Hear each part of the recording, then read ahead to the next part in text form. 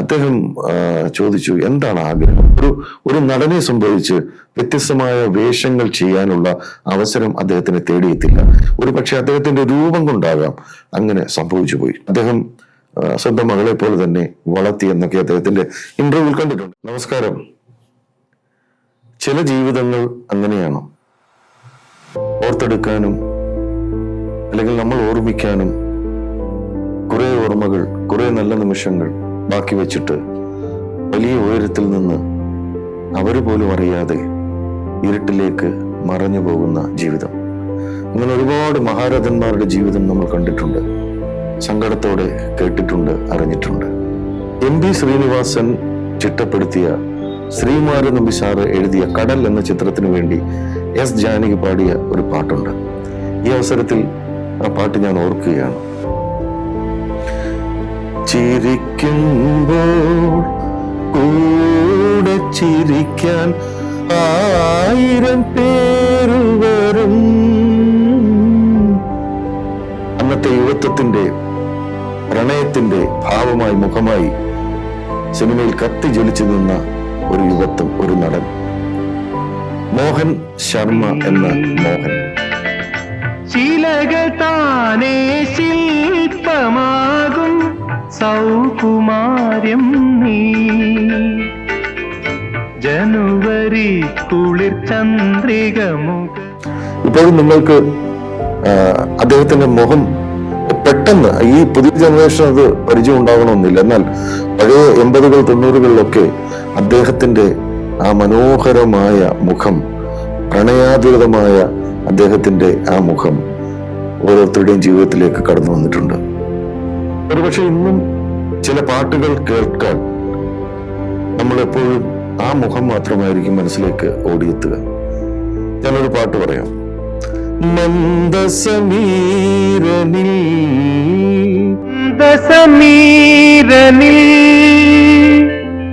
ഒഴുകിയൊഴുകിയെത്തും.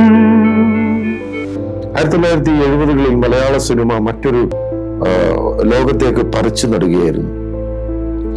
മോഹൻ ശർമ്മ എന്ന തത്തമംഗലം സ്വദേശി മലയാള സിനിമയിലേക്ക് കാലെടുത്ത് വെച്ചു.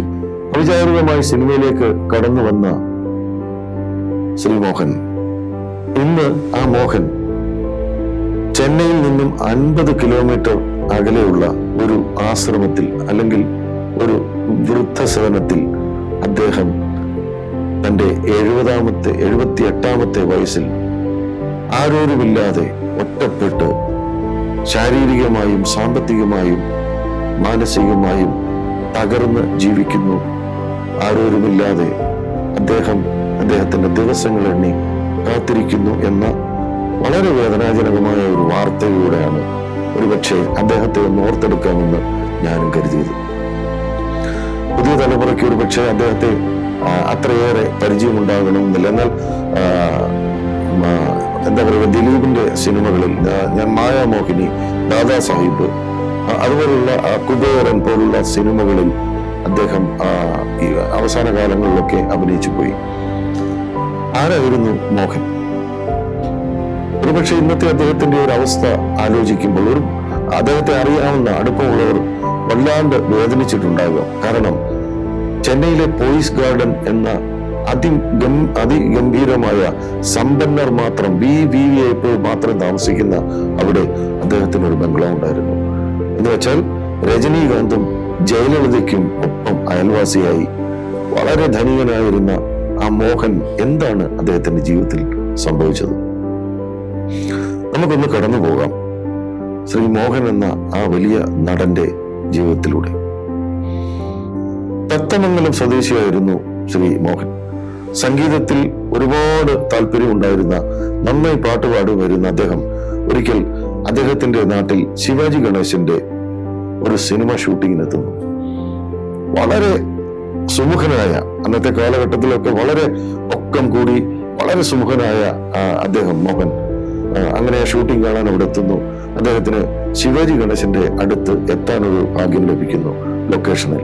അന്ന് ഇന്നത്തെ പോലെയല്ല, ഷൂട്ടിംഗ് ഒക്കെ വളരെ ചുരുക്കം മാത്രമേ ഔട്ട്ഡോറുകളിൽ സംഭവിക്കാറുള്ളൂ. അങ്ങനെ അദ്ദേഹം അവിടെ ചെല്ലുന്നു.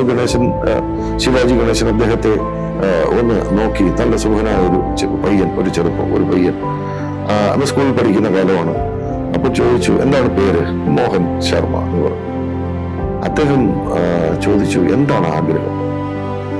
അപ്പോൾ ഒരിക്കലും ഒരു പാട്ടുകാരനാണെന്ന് ആഗ്രഹിച്ച അദ്ദേഹം സിനിമയാണ് എന്റെ ആഗ്രഹമെന്ന് എങ്ങനെ പറഞ്ഞു എന്ന് പിന്നീട് അദ്ദേഹം ഓർത്തെടുക്കുമ്പോൾ അത്ഭുതകരമായി തോന്നാം. അദ്ദേഹം പറഞ്ഞു, എനിക്ക് സിനിമ, അങ്ങനെപ്പോലൊരു സിനിമ നടനാകണം. അങ്ങനെ അത് കഴിഞ്ഞു. കുട്ടിക്കാലം കഴിഞ്ഞു, ബാല്യകൗമാരിലും കൂടെ അദ്ദേഹം കടന്നുപോയി. അദ്ദേഹം ഡിഗ്രി പാസ്സായതിനു ശേഷം ചെന്നൈയിലായിരുന്നു അന്നത്തെ കാലത്ത് ഈ പൂനെ ഫിലിം ഇൻസ്റ്റിറ്റ്യൂട്ടിൽ അഡ്മിഷനുള്ള പരീക്ഷകൾ, എക്സാം എഴുതുന്നത്. അങ്ങനെ ഒരു 10,000 പേര് എഴുതിയതിൽ മോഹന് പൂനെ ഫിലിം ഇൻസ്റ്റിറ്റ്യൂട്ടിൽ PG ചെയ്യാൻ അഭിനയത്തിൽ ഒരു അവസരം ലഭിക്കുന്നു. അദ്ദേഹം അങ്ങനെ പൂനെയിലേക്ക് പോവുകയും സിനിമ പഠിക്കുകയും അഭിനയം പഠിക്കുകയും ചെയ്തു. വളരെ ഭാഗ്യവാൻ എന്നേ ഞാൻ പറയാറുള്ളൂ. കാരണം ബാലു മഹേന്ദ്ര, ശബാന ആസ്മി, അതുപോലെ KG ജോർജ് പോലുള്ള മഹാരഥന്മാർ അന്ന് അവിടെ പഠിച്ചിരുന്നു. അങ്ങനെ പഠിത്തം കഴിഞ്ഞ് തിരിച്ചിറങ്ങുമ്പോഴാണ് അദ്ദേഹം ബാലു മഹേന്ദ്രയുടെ ഒരു നോട്ടത്തിലെത്തുകയും അദ്ദേഹം അങ്ങനെ ബാലു മഹേന്ദ്രയുടെ കൂടെ തമിഴിലേക്ക് അദ്ദേഹം ചെന്നൈയിലേക്ക് താമസം മാറുകയും ചെയ്യുന്നത്. എന്നാൽ സാധാരണ സിനിമയിലെത്താൻ അന്നത്തെ കാലത്ത് ഒരു നടന് സാധിക്കുക എന്ന് പറയുന്നത് വളരെ വളരെ വിരളമായി സംഭവിക്കാവുന്ന ഒരു വലിയ ഭാഗ്യമായിരുന്നു മോഹന് കിട്ടിയത്. രാമു കാര്യാട്ട് എന്ന പ്രശസ്തനായ, എന്താ പറയുക, സിനിമാ ലോകത്തെ ഭീഷ്മാചാര്യൻ എന്നൊക്കെ നമ്മൾ പറയുന്ന രാമു കാര്യാട്ടിന്റെ സിനിമയിൽ, അതും വളരെ ഇന്നും നമ്മൾ ഓർക്കുമ്പോൾ ആ സിനിമയെക്കുറിച്ച് പറയാൻ മലയാളത്തിന്റെ അതിർത്തികൾ കടന്ന് അങ്ങ് ദൂരേക്ക് ഇന്ത്യയുടെ മറ്റു ഭാഗങ്ങളിലേക്കും പോയ ആ സിനിമ, നെല്ല് എന്ന ആ സിനിമ, അതിമനോഹരമായ നെല്ല് എന്ന ആ സിനിമയിലൂടെയാണ് അദ്ദേഹം, എനിക്ക് തോന്നുന്നു 1971 അദ്ദേഹം സ്ക്രീനിൽ അഭ്രപാളികളുടെ മുന്നിലേക്ക് എത്തുന്നത്, അല്ലെങ്കിൽ ക്യാമറയുടെ മുന്നിലേക്ക് എത്തുന്നത്. വളരെ സുമുഖനായ ഒരു ചെറുപ്പക്കാരൻ. അതുവരെ മലയാള സിനിമയിൽ പ്രത്യേകിച്ചും പ്രേം നസീർ ഒഴിച്ചാൽ അത്രമാത്രം ഒരു എന്താ പറയുക, ഒരു പ്രണയത്തിന്റെ, ഒരു വിരഹത്തിന്റെ, അല്ലെങ്കിൽ എങ്ങനെ ഒരു പ്രണയ ജോഡികളെ അവതരിപ്പിക്കാമെന്ന് അന്ന് ആ സിനിമയിലൂടെ മോഹൻ തെളിയിക്കുകയായിരുന്നു. എന്നാൽ എന്താണ് വേറൊരെന്ന് വെച്ചാൽ, ആദ്യമായിട്ട് പുറത്തിറങ്ങിയ സിനിമ പക്ഷേ അതായിരുന്നില്ല. അതും വലിയൊരു കോയിൻസിഡൻസ് ആണ്. TN മേനോൻ എന്ന് പറയുന്ന അതികായികനായ സംവിധായകന്റെ പണിമുടക്ക് എന്ന സിനിമയിലാണ് അദ്ദേഹം പിന്നീട് അഭിനയിച്ചതും ആദ്യമായി പുറത്തിറങ്ങുകയും ചെയ്യുന്നത്. അങ്ങനെ മഹാരഥന്മാരായ 2 സംവിധായകർക്കൊപ്പം ആദ്യ 2 ചിത്രങ്ങളിൽ അഭിനയിക്കുക എന്ന സ്വപ്ന തുല്യമായ ഒരു കാര്യം ആണ് മോഹന്റെ ജീവിതത്തിലേക്ക് കടന്നു വന്നത്. അങ്ങനെ അദ്ദേഹം തിരക്കിൽ നിന്ന് പെട്ടെന്ന് തന്നെ തിരക്കിലേക്ക് മാറുന്നു. അതിന് കാരണം, അന്നത്തെ കാലത്ത് സിനിമയിൽ എത്തിപ്പെടുക എന്ന് പറയുന്നത് എന്നാൽ വലിയ ടാസ്ക്കാണ്. നമ്മൾ പല സിനിമാക്കാരും പറയുന്നത് കേട്ടിട്ടുണ്ട്, കോടമ്പാക്കത്ത് പോയി താമസിക്കുകയും അത് ഒരു ചാൻസ് അന്വേഷിച്ച് നടക്കുകയൊക്കെ ചെയ്യും. എന്നാൽ മോഹൻ അങ്ങനെ അലവേണ്ടി വരികയോ ചാൻസ് അന്വേഷിച്ച് നടക്കി വരികയോ ചെയ്തില്ല. നമുക്ക് നെല്ല് എന്ന സിനിമയെ പറ്റി പറയുമ്പോൾ ഇപ്പോഴും ഞാൻ ഓർക്കുന്നു, ഞാനൊക്കെ 90കളിലൊക്കെയാണ് എനിക്ക് തോന്നുന്ന സിനിമ കാണുന്നത്. വളരെ ഏർലി റെക്കോർഡ് ചെയ്ത സിനിമയാണ്. അതിൽ മല്ലൻ എന്ന് പറയുന്ന ഒരു ക്യാരക്ടറാണ് അതിഗംഭീരമായിട്ട് അദ്ദേഹം പെർഫോം ചെയ്യുകയുണ്ട്. രാമകാരായിട്ട് വളരെ അദ്ദേഹത്തെ അന്ന് പ്രശംസിക്കുകയൊക്കെ ചെയ്തു. അത് കഴിഞ്ഞാൽ പണിമുടക്കാണ് ആദ്യം ഇറങ്ങിയെങ്കിലും നല്ലായിരുന്നു അദ്ദേഹത്തിന്റെ ആദ്യ സിനിമ. എന്നാൽ ഭാഗ്യങ്ങൾ വിട്ടുമാറാതെ ഒരാളെ പിന്തുടരുമ്പോൾ നമ്മൾ പോലും അറിയാതെ നമ്മൾ മറ്റൊരു ലോകത്തേക്ക് കടക്കും. അതായിരുന്നു മോഹൻ. സേതുമാധവൻ സാറിന്റെ ചട്ടക്കാരി എന്ന സിനിമയിലായിരുന്നു പിന്നീട് അദ്ദേഹം അഭിനയിച്ചത്. നിങ്ങൾക്കറിയാം, ചട്ടക്കാരി എന്ന സിനിമ ഇപ്പോൾ റീസെന്റ് കുറച്ച് നാളുകൾക്ക് മുമ്പ് റീമേക്ക് ചെയ്യുകയുണ്ടായി. എന്നാൽ ആ റീമേക്ക് ചെയ്തത് ആയിരുന്നില്ല ശരിക്കും പറഞ്ഞാൽ സേതുമാധവൻ സാറിന്റെ ചട്ടക്കാരി.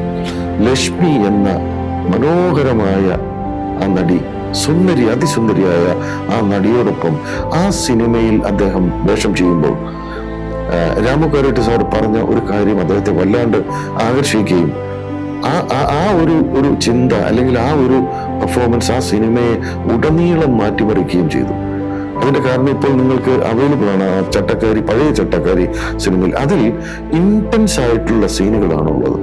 അതിന് രാമകാരായിട്ട് സാർ പറഞ്ഞത് ഒരു സ്ക്രിപ്റ്റിലുള്ള സീൻ അല്ലാതെ നിങ്ങൾക്ക് ഇഷ്ടമുള്ള ഇംപ്രവൈസേഷൻ. ആദ്യമായിട്ട് എനിക്ക് തോന്നുന്നു മലയാള സിനിമയിൽ ഇതുപോലെ ഇംപ്രവൈസ് ചെയ്ത, സ്വന്തം ഇഷ്ടപ്രകാരം ആ ഒരു സംഭവം ചെയ്ത സിനിമ മറ്റൊന്നുണ്ടാവും എന്നെനിക്ക് തോന്നുന്നില്ല. അങ്ങനെ ലക്ഷ്മി എന്ന നടിയുമൊത്ത് ഒരു ജോഡി മലയാള സിനിമയിലേക്ക് പ്രവേശിക്കുകയായിരുന്നു. ഒഴുകിയൊഴുകിയെത്തും ഇന്ദ്രചാപം നീ. ഒരു നിയോഗം പോലെ ലക്ഷ്മിയുടെ ജീവിതത്തിലേക്ക് മോഹൻ, അല്ലെങ്കിൽ മോഹന്റെ ജീവിതത്തിലേക്ക് ലക്ഷ്മി വരികയും ആ പ്രണയ ജോഡികൾ യഥാർത്ഥ ജീവിതത്തിൽ ഒന്നിക്കുകയും ചെയ്തു. പിന്നീട് അവരുടേതായ വഴികൾ രണ്ടുപേരും വേർപിരിഞ്ഞ് പോയെങ്കിലും ലക്ഷ്മി വരുമ്പോൾ ലക്ഷ്മിയുടെ മകൾ ഐശ്വര്യ കൂടുണ്ട്. അദ്ദേഹം സ്വന്തം മകളെ പോലെ തന്നെ വളർത്തി എന്നൊക്കെ അദ്ദേഹത്തിന്റെ ഇന്റർവ്യൂവിൽ കണ്ടിട്ടുണ്ട്. എന്തായാലും നമ്മൾ പേഴ്സണൽ ലൈഫിലേക്ക് പോകുന്നില്ല. ഞാൻ പറഞ്ഞു വരുന്നത്, ഒരു മനുഷ്യന്റെ ജീവിതത്തിലേക്ക് ഭാഗ്യം വരിക എന്ന് പറഞ്ഞാൽ, അല്ലെങ്കിൽ അത് കഴിവൊപ്പം ചേരുമ്പോൾ, അത് സൗന്ദര്യത്തിനൊപ്പം ചേരുമ്പോൾ നമ്മൾ അറിയാതെ നമ്മൾ ഉയർന്നു പോകുന്നു. അതൊരു വലിയ നിമിത്തം. എനിക്ക് തോന്നുന്നു 1970-കളിൽ 100ഓളം സിനിമകൾ അദ്ദേഹം ചെയ്തു നായകനായിട്ട്. 50ഓളം സിനിമകൾ പ്രതിനായകനായും അദ്ദേഹം വേഷമിട്ടു. അതിൽ പിന്നീട് അദ്ദേഹത്തിന് ഒന്നും ചെയ്യാൻ സാധ്യമല്ല എന്നൊരു തോന്നൽ വന്നപ്പോൾ അദ്ദേഹം സ്വയം മാറി നിൽക്കുകയാണ് ചെയ്തത് അഭിനയത്തിൽ നിന്ന്. അതിന് കാരണം അദ്ദേഹം പറയുന്നത്, അദ്ദേഹത്തിന് ചെയ്യാൻ പറ്റുന്ന വേഷങ്ങൾ വ്യത്യസ്തമായ ഒരു നടനെ സംബന്ധിച്ച് വ്യത്യസ്തമായ വേഷങ്ങൾ ചെയ്യാനുള്ള അവസരം അദ്ദേഹത്തിന് തേടിയെത്തില്ല. അതിന് കാരണം ആ കാലഘട്ടം തന്നെ ആയിരുന്നു എന്ന് ഞാൻ വിശ്വസിക്കുന്നു. പ്രണയം ജോഡികൾ എന്ന് പറഞ്ഞാൽ മോഹൻ ആയിരുന്നു അന്ന് ഏറ്റവും നല്ല ഈ പ്രണയം കൈകാര്യം ചെയ്യുന്ന, അല്ലെങ്കിൽ വിരഹം, ദുഃഖം, ഇതൊക്കെ കൈകാര്യം ചെയ്യുന്ന ഒരു നടനായിട്ട് അദ്ദേഹത്തെ, ഒരു പക്ഷെ അദ്ദേഹത്തിന്റെ രൂപം കൊണ്ടാകാം അങ്ങനെ സംഭവിച്ചു പോയി. വ്യത്യസ്തയില്ലാത്ത റോളുകൾ മടുത്ത് അദ്ദേഹം പിന്നീട് കുറെ കാലം മാറി നിന്നു. സ്വന്തമായിട്ട് ഒരു ബിസിനസ് ഒക്കെ തുടങ്ങി. ഒരു ടെക്സ്റ്റൈലിന്റെ കേരളത്തിലെ ഒരു ഫ്രാഞ്ചൈസി ഏജൻസി അദ്ദേഹം എടുക്കുകയും പിന്നീട് സിനിമയിൽ നിന്ന്, ഒരിക്കൽ സിനിമയിലെത്തിയാൽ പിന്നീട് സിനിമയിൽ നിന്ന് മാറ്റമില്ല എന്ന വലിയൊരു തത്വത്തിന് ഏറ്റവും വലിയ ഉദാഹരണമായി മാറി മോഹൻ. അങ്ങനെ പിന്നീട് സിനിമ നിർമ്മിക്കാൻ ഒരു പ്രൊഡക്ഷൻ കമ്പനി ആരംഭിക്കുന്നു. അദ്ദേഹം 15ഓളം സിനിമകൾ നിർമ്മിക്കുകയും അദ്ദേഹം നിരവധി സിനിമ സംവിധാനം ചെയ്യുകയും ചെയ്തു. എന്നാൽ ഗ്രാമം എന്ന ഒരു സിനിമ അദ്ദേഹം തമിഴിലും മലയാളത്തിലും ഒക്കെ അവൈലബിൾ ആണത്. അത് ചെയ്തു. പക്ഷേ അദ്ദേഹം ചെയ്ത സിനിമകളൊന്നും ബോക്സ് ഓഫീസിൽ വിജയിച്ചില്ല. സാമ്പത്തികമായി പരാജയപ്പെടുന്ന സിനിമകളായിരുന്നു ഏറെയും. അവസാന സിനിമ അദ്ദേഹം ഗ്രാമം ചെയ്യുമ്പോൾ ഓൾമോസ്റ്റ് ജീവിതത്തിന്റെ സമ്പാദ്യങ്ങൾ മുഴുവൻ അദ്ദേഹത്തിന്റെ കയ്യിൽ നിന്ന് നഷ്ടപ്പെട്ടു പോയിരുന്നു. പോലീസ് ഗ്രാമിലെ കോടികൾ ഇന്ന് വിലമതിക്കുന്ന വീട് അദ്ദേഹത്തിന് കൈവശം വന്നു. അദ്ദേഹത്തിന് എന്താ പറയുക, അദ്ദേഹത്തിന്റെ ലക്ഷ്മിയുമായിട്ട് അകന്നതിന് ശേഷം അദ്ദേഹം മറ്റൊരു വിവാഹം കഴിക്കുകയും അതിലൊരു മകൻ അദ്ദേഹത്തിന് ഉണ്ടാകുകയും ചെയ്തു. വളരെ സന്തോഷകരമായിട്ട് പോലീസ് ഗ്രാമിൽ അവരുടെ ജീവിതം മുന്നോട്ട് പോവുകയായിരുന്നു.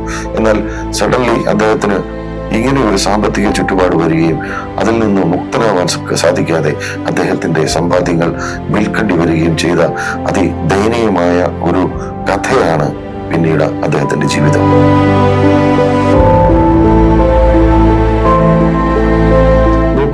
ഒരു ജീവിതത്തിൽ നമ്മൾ എത്ര സമ്പാദിച്ചാലും, അല്ലെങ്കിൽ എത്ര നമ്മൾ കൂട്ടിവെച്ചാലും, സത്യം പറഞ്ഞാൽ അദ്ദേഹത്തെ ഓർക്കുമ്പോൾ ഇന്ന് അദ്ദേഹം ആ വൃദ്ധസദനത്തിൽ നിന്ന് ആലോചിക്കുന്നുണ്ടാവാം. ആരവങ്ങൾക്കിടയിൽ, സ്നേഹവായ്പകൾക്കിടയിൽ, ആരാധകർക്കിടയിൽ സെറ്റിൽ നിന്ന് സെറ്റിലേക്ക് അദ്ദേഹം പോകുമ്പോൾ ഒരിക്കലും തനിക്ക് ആരോരുമില്ലാതെ, ഒരു കൈത്താങ്ങില്ലാതെ, ഒരു നോട്ടമില്ലാതെ, ഒരു ആരാധനയോടൊരു വിളിയില്ലാതെ അദ്ദേഹത്തിന് അവസാന കാലം കഴിക്കേണ്ടി വരുമോ? ഒരുപക്ഷെ അദ്ദേഹത്തിന്റെ മകൻ എന്തുകൊണ്ടാണ് അദ്ദേഹത്തെ ഇങ്ങനെ ഒരു അവസ്ഥയിൽ ഉപേക്ഷിച്ച് പോയത് എന്ന് പോലും എനിക്കറിയില്ല. ഞാൻ മനസ്സിലാക്കുന്നിടത്തോളം അദ്ദേഹം ജർമ്മനിയിൽ ജോലിയാണ്. 10 ലക്ഷം രൂപയോളം മാസം വരുമാനം, ശമ്പളമുള്ള ഒരു വ്യക്തിയാണ്. പക്ഷെ അദ്ദേഹം ഒരിക്കലും തന്റെ അച്ഛനെ തേടി വന്നില്ല. അദ്ദേഹം ഒറ്റയ്ക്കാണ് രോഗാതുരനാണെന്ന് അറിഞ്ഞ ശേഷം അദ്ദേഹത്തിന്റെ സഹപ്രവർത്തകരായ, അല്ലെങ്കിൽ അയൽവാസിയായിരുന്ന രജനീകാന്തും തമിഴിലെ പല പ്രവർത്തകരും ഒക്കെ, എനിക്ക് ഒരുപക്ഷെ അമ്മ സംഘടന പോലും അദ്ദേഹത്തെ സഹായിച്ചിട്ടുണ്ട്. രജനീകാന്ത് അദ്ദേഹത്തിന് 1 ലക്ഷം രൂപ നൽകി എന്നൊക്കെ വാർത്ത വന്നിട്ടുണ്ട്. എന്നിരുന്നാലും അങ്ങനെ ഒരു വലിയ മനസ്സ് അവർ കാണിച്ചു. പക്ഷേ അൾട്ടിമേറ്റ്ലി എന്താണ് നമ്മുടെ ജീവിതം? ഒരുപക്ഷെ നിങ്ങൾ കേട്ടു നോക്കൂ. എന്റെയൊക്കെ കുട്ടിക്കാലത്ത് ഞാൻ ചെറുപ്പമായിരിക്കുന്ന സമയത്ത് 80-കളിലൊക്കെ അന്നൊക്കെ കേൾക്കാൻ തുരിഞ്ചിരുന്ന പല പാട്ടുകളിലും ഏറ്റവും സലിൽദ, പി ഭാസ്കരൻ, അതുപോലെ ദേവരാമാഷിന്റെ ഒക്കെ അതിഗംഭീരമായ ഗാനങ്ങളിൽ, പ്രണയ ഗാനങ്ങളിൽ പ്രത്യേകിച്ചും 1-2 ഗാനങ്ങൾ ഞാൻ പറഞ്ഞു തരാം. ഞാൻ ഇന്ന് ഓർക്കുന്നു കായലും കയറും എന്ന സിനിമയാണെന്ന് എനിക്ക് ഓർക്കുന്നു. ആ പാട്ടിന്റെ 4 വരി കേൾക്കുമ്പോൾ തന്നെ മോഹൻ എന്ന നടനെ ഒരു കൈലി മുണ്ടൊക്കെ ഉടുത്ത് തലയിൽ ഒരു തോർത്ത് കെട്ടി വള്ളം തൊഴിഞ്ഞു പോകുന്ന ആ ഒരു പ്രണയാതുരനായ ആ ഒരു വള്ളക്കാരൻ, ഒരു കാമുകന്റെ ആ ഒരു വല്ലാത്ത ഒരു ഭാവം ആ പാട്ടിൽ ഉറഞ്ഞു നിന്നിരുന്നു. ഞാൻ 2 വരി മൂളാം, പാടാൻ അറിയില്ലെങ്കിലും. ചിത്തിരത്തോണിയിലക്കര പോകാൻ എത്തിടാമോ പെണ്ണേ, ചിറയും കീഴിലെ പെണ്ണേ, ചിരിയിൽ ചിലങ്ക കെട്ടിയ പെണ്ണേ. ചിത്തിരത്തോണിയിലക്കരെ പോകാൻ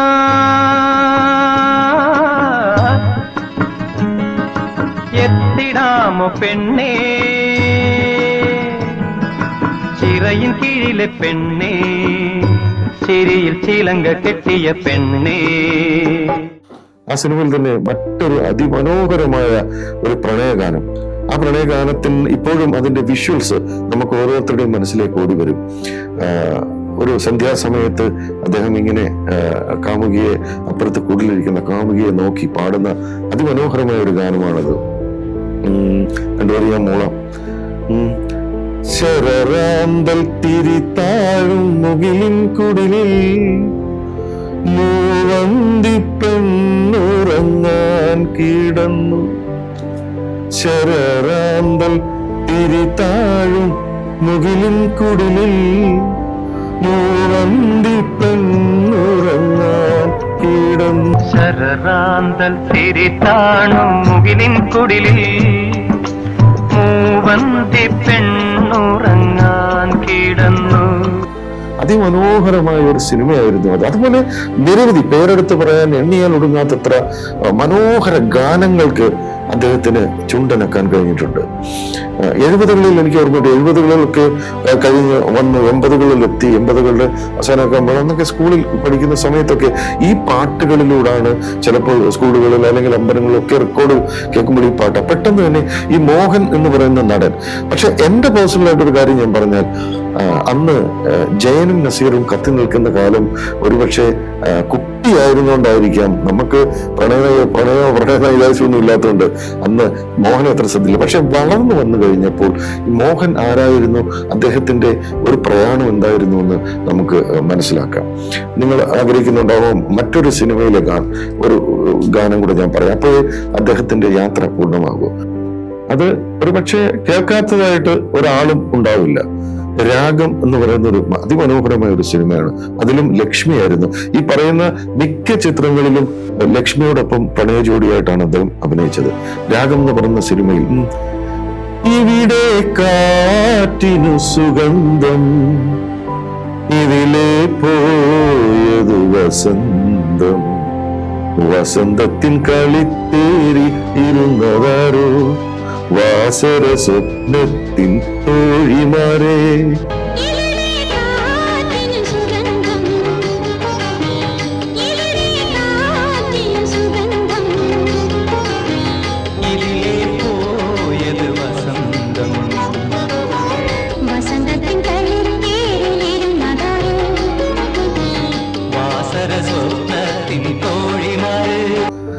മനോഹരമായിട്ട് ജാനകിയമ്മ പാടിവെച്ച ആ ഒരു മനോഹര ഗാനം രാഗം എന്ന സിനിമയിലായിരുന്നു. ആ സിനിമയിൽ തന്നെ അതിമനോഹരമായ ഗാനങ്ങളായിരുന്നു.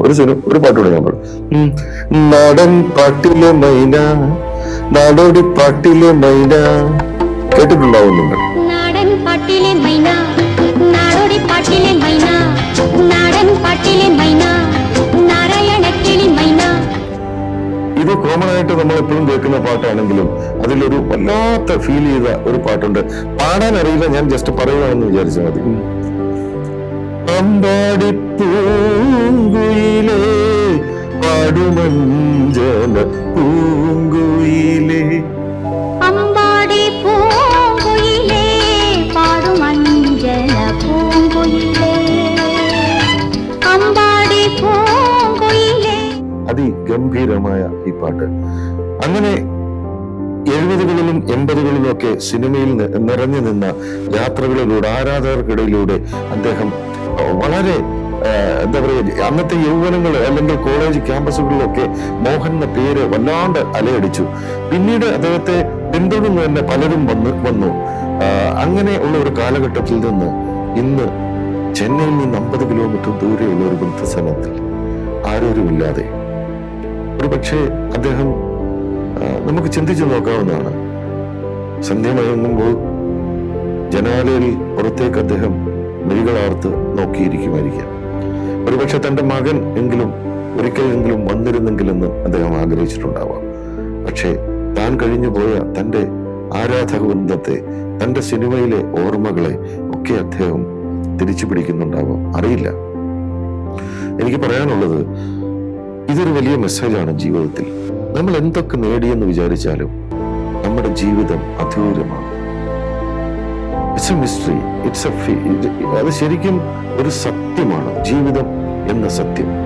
ആ സത്യം നമ്മൾ ഉൾക്കൊള്ളുമ്പോഴാണ് ഒരു പക്ഷേ നാളെ നമുക്കും സംഭവിക്കാവുന്ന ഒരു കാര്യത്തിലേക്ക് നമ്മൾ കടക്കുമ്പോൾ നമ്മൾ തയ്യാറെടുത്തിരുന്നാൽ എനിക്കും ഇത് തന്നെയാണ് ഏകാന്തമായ ഒരു ജീവിതാവസാനം നമുക്കും ഉണ്ടാവും. അറിയില്ല, ഇതൊക്കെ വിധിയാണ്. നമുക്ക് വിധിക്ക് വിടാം. ദൈവം ഉണ്ടെന്ന് പറയുന്നവർക്ക് ദൈവത്തിനും വിടാം. എന്തായാലും മോഹൻ ശർമ്മ എന്ന തത്തമംഗലത്തുകാരൻ, മലയാളത്തിലെയും തമിഴിലെയും കീഴടക്കിയ ആ വലിയ കലാകാരൻ ഇന്ന് ഏകാന്തതയിൽ അഭയം പ്രാപിച്ചിരിക്കുന്നു. അദ്ദേഹത്തിന് ഞാൻ പറയാനുള്ളത്, മലയാള സിനിമ അസോസിയേഷൻ, അമ്മ സംഘടന അദ്ദേഹത്തെ നോക്കുന്നുണ്ടാവാം, അറിയുന്നുണ്ടാവാം. പക്ഷേ ഒരു വേദനയോടെ അല്ലാതെ അദ്ദേഹത്തിന്റെ കഥ കേൾക്കാനോ കേട്ടിരിക്കാനോ കഴിയാത്ത നമ്മൾക്ക് ഓരോരുത്തർക്കും അദ്ദേഹത്തിന്റെ ആരോഗ്യത്തിനായി, അദ്ദേഹത്തിന്റെ ജീവിതത്തിനായി പ്രാർത്ഥിക്കാം. നല്ലവരായ ഇത് കേൾക്കുന്ന ആരെങ്കിലും ഉണ്ടെങ്കിൽ ചെന്നൈയിൽ പോകുമ്പോൾ അദ്ദേഹത്തെ പോയി കാണുകയും അദ്ദേഹത്തെ ഒന്ന് സഹായിക്കാൻ ഒരു കൈ നീട്ടുകയും ചെയ്യാം. ഒരു പക്ഷേ പണത്തിനപ്പുറം അദ്ദേഹത്തിന് ഇപ്പോൾ വേണ്ടുന്നത് ഒരു സ്നേഹത്തിന്റെ ഒരു തണലായിരിക്കാം, ഒരു കൈനീട്ടമായിരിക്കാം, നമ്മൾ കൊടുക്കുന്ന ആ ഒരു വലിയ ഹൃദയവിശാലതയുള്ള ഒരു നോട്ടമായിരിക്കാം, ഒരു പുഞ്ചിരിയായിരിക്കാം, അറിയില്ല. എന്തായാലും മോഹൻ ശർമ്മ എന്ന മലയാളത്തിനെ ത്രസിപ്പിച്ച പ്രണയനായകനെ എല്ലാവിധ ആയുരാരോഗ്യ സൗഖ്യങ്ങളും നേരാൻ പ്രാർത്ഥിച്ചുകൊണ്ട് സങ്കടത്തോടുകൂടി ഈ എപ്പിസോഡ് ഞാനിവിടെ അവസാനിപ്പിക്കുന്നു. നമസ്കാരം. മകരമാസ കുളിരിൽ അവളുടെ നിറഞ്ഞ മാറിൻ ചൂടിൽ മയങ്ങുവാനൊരു മോഹം മാത്രം ഉണർന്നിരിക്കുന്നു. മകരമാസ കുളിരിൽ അവളുടെ നിറഞ്ഞ മാറിൻ ചൂടിൽ മയങ്ങുവാനൊരു മോഹം മാത്രം ഉണർന്നി